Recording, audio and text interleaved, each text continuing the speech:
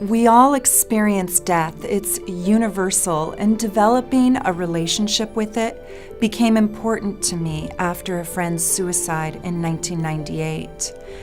It was devastating, and it took me on a very deep and personal journey. At the time, I was actually studying the meaning of life and learning through my spirit guides and astrology how to read an individual's karmic contract, but I didn't know much about death. I was hungry for information. I wanted to know, where does the soul go after the body has died? I wanted to know if we ever came back to Earth, would we reincarnate? I have to say, I don't push my personal learnings or beliefs onto others, and there's room for every kind of religion in my practice. However, on my quest, I learned a lot.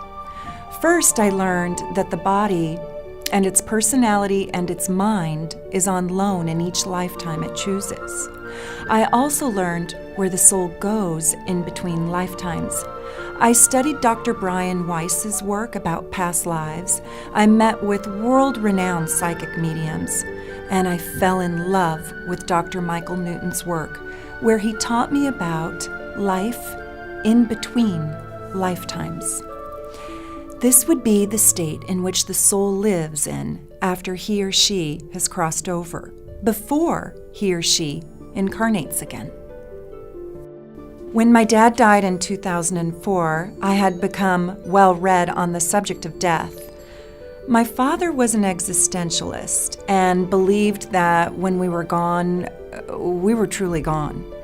He believed our life was what we individually made it while on Earth, but then we would just turn into the universe's matter, like a speck of dust. I told him while he was dying that this was, in fact, not going to prove true. He was an intellect, and he was a contemplative soul. I always saw my father as bright, even brilliant, and it was a rare moment where I got to teach him anything. Just a few days before he died, I asked him to create a symbol for me, and after he crossed over, I wanted him to bring this symbol, this rare symbol, to communicate with me. He told me, "Mary," that's what he calls me, "I can't do that." And I said, "Well then, Dad, I just can't let you die." I told him that I couldn't be peaceful if we didn't create a symbolic communication channel. And I said, "You will find out when you are crossed over that you will in fact be able to communicate with me. And I just can't walk around Earth without communication. I won't feel peaceful if we don't have a symbol." And he held my hand, and he so lovingly said, "Mary, I can't create a symbol because if I can't bring it to you after I pass, and I don't think I can, I'm afraid you'll live your life in a hopeful despair and never recover." I said, "Dad, just leave that to me. I promise you I won't. And if you get there and you can't communicate or you don't communicate to me, I will learn something from that."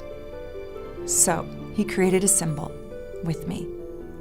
And when he passed, I ran so naively outside the door to look up for his symbol, and it wasn't there.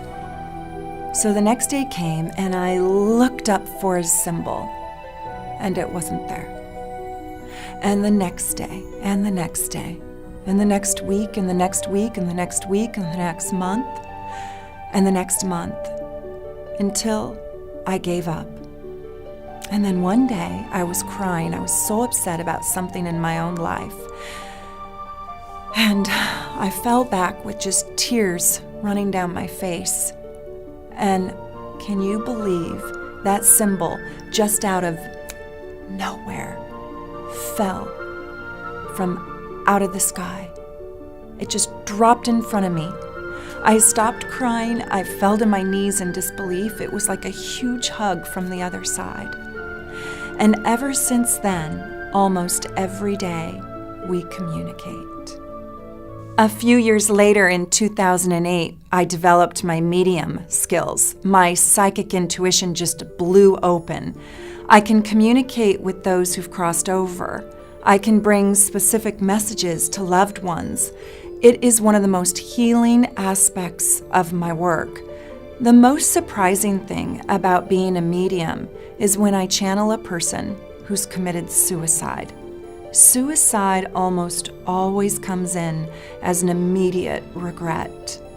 The soul is filled with sorrow and recognizes the pain and the sadness and the suffering that they've created for the ones that they've left behind. But they only really realize this after they are gone and when they're on the other side. The apologies are profound. They're overwhelming. The outpouring of love is enormous because usually a goodbye was not said. If you have someone on the other side, I can teach you how to communicate with them. I can also bring their messages to you. It takes time for a soul to cross over. They go through a life review where they look at their entire life, the lessons they learned and the ones they didn't, and every emotion they've ever created in another. It's a very long process. The ego exists on earth, but not in heaven. So there's no judgment, only learning. The meaning of life and death is to evolve the soul and therefore humankind. We learn our lessons individually, but we are all on the same path of enlightenment. We just process it at different speeds. Some take many lifetimes to enlighten. Others take fewer, and some never reach it. I believe Mother Teresa, Gandhi, Nelson Mandela, and Martin Luther King Jr. are just a few souls that reached enlightenment in our lifetime. After a soul becomes enlightened, it doesn't need to incarnate anymore, and it works as a spirit guide or an enlightened master on the other side, helping souls choose their best earthbound contracts. Souls are never meant to hurt another. This is not their divine contract. This is free will once they incarnate. Free will energy always trumps destiny.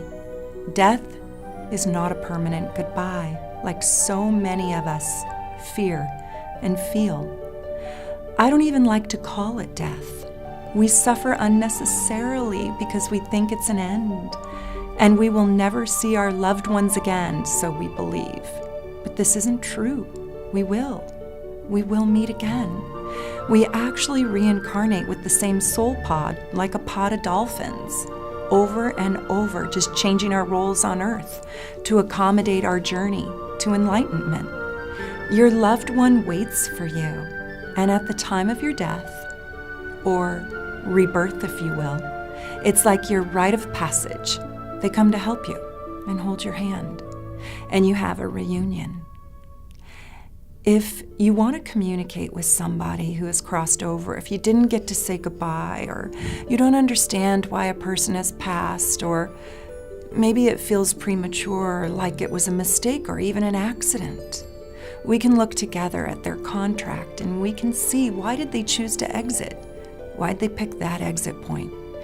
It's very powerful work, and it helps create healing and peace. And I'd love to work with you.